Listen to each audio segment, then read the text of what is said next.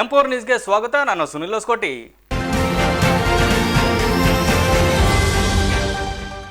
ವಿಜಯನಗರ ಜಿಲ್ಲೆ ಹೂವಿನಹಡಗಲಿ ತಾಲೂಕು ಇಟಗಿ ಗ್ರಾಮದ ಹೊರವಲಯದಲ್ಲಿರುವಂತಹ BR ಅಂಬೇಡ್ಕರ್ ಭವನ ಅನೈತಿಕ ಚಟುವಟಿಕೆಗೆ ತಾಣವಾಗಿದ್ದು ಇತ್ತ ಅಧಿಕಾರಿಗಳು ಕಣ್ಣು ಮುಚ್ಚಿ ಕುಳಿತಿದ್ದಾರೆ.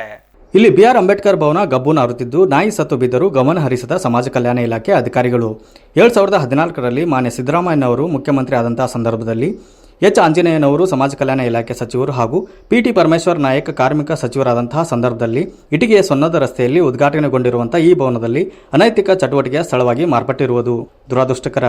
ಈ ಸ್ಥಳವನ್ನು ಹೇಳುವರಿಲ್ಲ ಕೇಳುವವರಿಲ್ಲ. ತಾಲೂಕು ಸಮಾಜ ಕಲ್ಯಾಣ ಇಲಾಖೆ ಹಾಗೂ ಜಿಲ್ಲಾ ಸಮಾಜ ಕಲ್ಯಾಣ ಇಲಾಖೆ ಗಮನ ಹರಿಸದೇ ಇರುವುದು ಅತಿ ದೊಡ್ಡ ನಾಚಿಕೆಗೇಡಿನ ವಿಷಯ.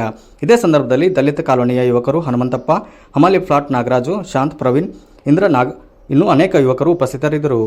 ಮಾನ್ಯ ಸಿದ್ದರಾಮಯ್ಯನವರು ಮುಖ್ಯಮಂತ್ರಿ ಆಗಿದ್ದಾಗ, ಪಿಟಿ ಪರಮೇಶ್ವರ್ ನಾಯಕ್ ಅವರು ಕಾರ್ಮಿಕ ಸಚಿವರಾಗಿದ್ದಾಗ, ಎಚ್ ಆಂಜನೇಯರವರು ಸಮಾಜ ಕಲ್ಯಾಣ ಇಲಾಖೆಯ ಸಚಿವರಾಗಿದ್ದಾಗ ಆ ಅವಧಿಯಲ್ಲಿ ಈ ಅಂಬೇಡ್ಕರ್ ಭವನ ಅನ್ನುವುದು ಇಟಗಿ ಗ್ರಾಮದ ಹೊರವಲಯದಲ್ಲಿ ನಿರ್ಮಾಣಗೊಂಡಿರ್ತಕ್ಕಂಥದ್ದು. ಇವತ್ತು ಇದು ನಿಮಗೆಲ್ಲ ಯಾಕೆ ತೋರಿಸ್ತಾ ಇದ್ದೀನಿ ಅಂತ ಹೇಳಿದರೆ, ಇದು ಒಂದು ರೀತಿ ಪಾಳು ಬಿದ್ದಿರುವ ಬಂಗಲೆ ಥರ ಆಗಿದೆ. ಇಲ್ಲಿ ಸ್ಥಳೀಯರೆಲ್ಲರೂ ಇದ್ದಾರೆ.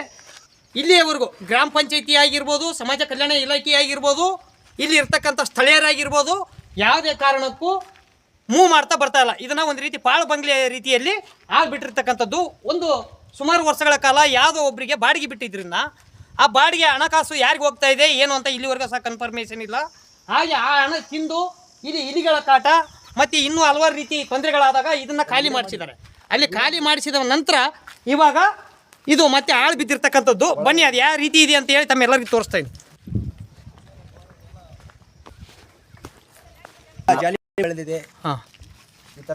ಒಟ್ಟು ಅನೈತಿಕ ಚಟುವಟಿಕೆಗಳ ತಾಣ ಆಗಿದೆ.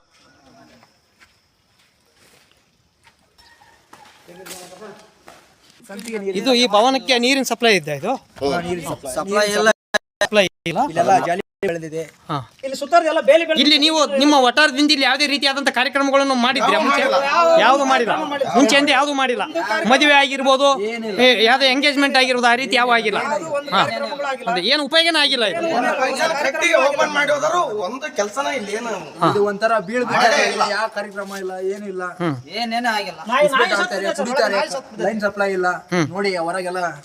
ನ್ಯೂಸ್ ರಿಪೋರ್ಟರ್ ದುರ್ಗಾದಾಸ್, ಎಂ4 ನ್ಯೂಸ್, ವಿಜಯನಗರ.